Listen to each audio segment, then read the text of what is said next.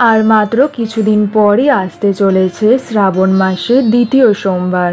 জুলাই মাসের 21 তারিখ পালিত হয়েছে শ্রাবণ সোমবার ব্রত। আপনারা অনেকেই পালন করেছেন শ্রাবণ মাসের প্রথম সোমবার। আপনারা যারা যারা শ্রাবণ মাসের প্রথম সোমবার পালন করেছেন, আপনারা শ্রাবণ মাসের বাকি 3টি সোমবার পালন করতে পারেন। আপনারা যারা যারা নিষ্ঠা এবং ভক্তির সাথে পালন করতে পারবেন, আপনাদের সকল মনোকামনা পূরণ করবেন স্বয়ং বাবা মহাদেব। বন্ধুরা, আসুন এই ভিডিওর মাধ্যমে জেনে নেওয়া যাক শ্রাবণ মাসের দ্বিতীয় সোমবার আপনারা কিভাবে ঘরোয়া উপায়ে সহজ পদ্ধতিতে শিবলিঙ্গের পূজা অর্চনা করবেন। শ্রাবণ মাসের দ্বিতীয় সোমবারে শিবলিঙ্গে বিশেষ কি অর্পণ করতে হয়। নমস্কার প্রিয় দর্শক বন্ধুরা, কৃষ্ণার্জুন চ্যানেলের পক্ষ থেকে আপনাদের সকলকে জানাই আন্তরিক স্বাগত। 21শে জুলাই শ্রাবণ মাসের প্রথম সোমবার চলে গেছে। শ্রাবণ মাসের দ্বিতীয় সোমবার দিন হলো 28শে জুলাই। শ্রাবণ মাসের তৃতীয় সোমবারটি হলো 4 অগস্ট এবং চতুর্থ সোমবার দিনটি হলো অগস্ট মাসের 11 তারিখ। বন্ধুরা, আপনারা যারা যারা শ্রাবণ মাসের দ্বিতীয় সোমবার দিন শিব পূজা করবেন, আপনারা তার আগের দিন অর্থাৎ রবিবার দিন নিরামিষ আহার গ্রহণ করবেন। সোমবার দিন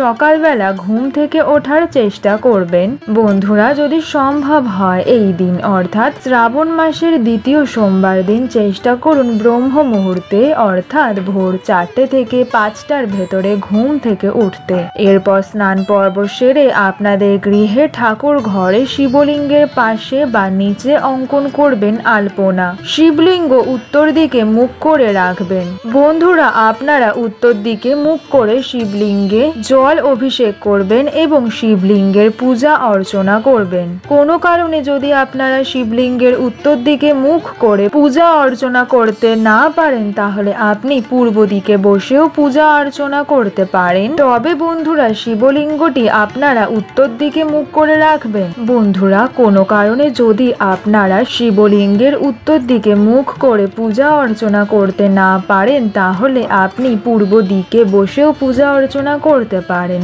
বাড়িতে যখন আপনারা পুজোয় বসবেন, তার আগে হাতে নিয়ে নেবেন কিছুটা জল এবং 3 বার নম বিষ্ণু মন্ত্রটি জপ করবেন। এরপর হাতের জলটি নিজের মুখে ছিটিয়ে নেবেন। এর ফলে আপনাদের দেহ এবং মন পরিশুদ্ধ হয়। বন্ধুরা, শ্রাবণ মাসের যে কোনো সোমবার রুদ্রাক্ষ ধারণ করা যেতে পারে বা শিবলিঙ্গের কাছে রুদ্রাক্ষ স্থাপন করতে পারেন এই শ্রাবণ সোমবার। বন্ধুরা, এরপর আপনারা প্রথমেই প্রজ্বলন করুন ধূপ এবং দীপ। যে দীপটি আপনারা বাবার সামনে রাখবেন সেটি অবশ্যই মাটির প্রদীপ হতে হবে এবং ঘি দিয়ে তৈরি করে নেবেন প্রদীপটি। এরপর প্রদীপটি পূর্ব দিকে মুখ করে রাখবেন। বন্ধুরা, আপনারা যারা যারা সন্ধ্যার সময় পুজোটি করতে চান, আপনারা প্রদীপটি উত্তর দিকে মুখ করে প্রজ্বলন করবেন অর্থাৎ প্রদোষকালে। যদি আপনারা শিব ঠাকুরের ব্রত রাখেন, তাহলে প্রদীপের মুখ থাকবে উত্তর দিকে। আবার সকালে যদি পূজা করেন, তাহলে প্রদীপের মুখ থাকবে পূর্ব দিকে। এরপর একটি পিতলের পাত্র নিয়ে তার মধ্যে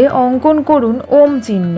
বন্ধুরা, এই ওম চিহ্নটি আপনারা অবশ্যই চন্দন দ্বারা আঁকবেন। শ্বেত চন্দন ব্যবহার করুন। এরপর সেই পাত্রেই অভিষেক করবেন বাবার। অভিষেকের সময় প্রথমে পাত্রে রাখুন একটি বিল্লপত্র বা বেলপাতা। এরপর সিংহাসন থেকে শিবলিঙ্গটি তুলে বসিয়ে দিন সেই পিতল বা তামার পাত্রে। শিব ঠাকুরের অভিষেক করার জন্য পঞ্চামৃত বানাতে হয়। এক্ষেত্রে দই, দুধ, মধু, ঘি এবং শর্করা পিতলের ঘটিতে একসাথে মিশিয়ে এই পঞ্চামৃত তৈরি করা হয়। এই পঞ্চামৃত দিয়েই বাবার অভিষেক করবেন। আবার বন্ধুরা, আপনারা যদি চান এই পঞ্চামৃত অর্থাৎ দুধ, দই, ঘি, মধু এবং চিনি একসাথে না মিশিয়ে আলাদা আলাদা করে প্রতিটি উপকরণ দিয়েও আপনারা বাবার অভিষেক করতে পারেন। ওম নমঃ শিবায় মন্ত্র উচ্চারণ করতে করতে বাবার অভিষেক করবেন। বাবার যে ত্রিশূল আছে সেখানেও পঞ্চামৃত নিবেদন করবেন। যখন পঞ্চামৃত দ্বারা শিব ঠাকুরের অভিষেক সম্পন্ন হবে, তারপর গঙ্গা জল এবং ডাবের জল সহযোগে শিব ঠাকুরের অভিষেক করুন। এরপর একটি নীল কাপড় বা সাদা কাপড় দ্বারা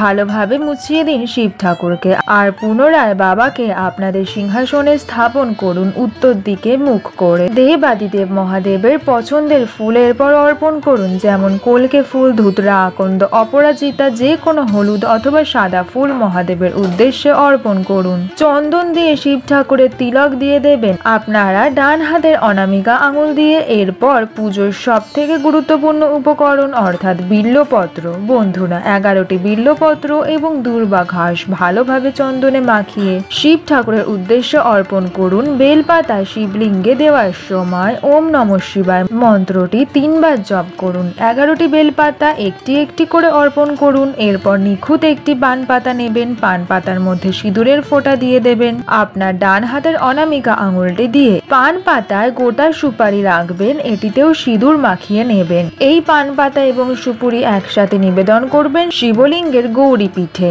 এরপর বাবাকে বাবার পছন্দের যে কোনো ভোগ নিবেদন করুন। প্রিয় দর্শক বন্ধুরা, ভিডিও সংক্রান্ত আপনাদের কোনরূপ কোনো মন্তব্য অথবা কিছু প্রশ্ন থাকলে কমেন্ট সেকশনে আমাকে জানান। ভিডিওটি যদি আপনাদের উপকারী মনে হয় লাইক শেয়ার সাবস্ক্রাইব করুন।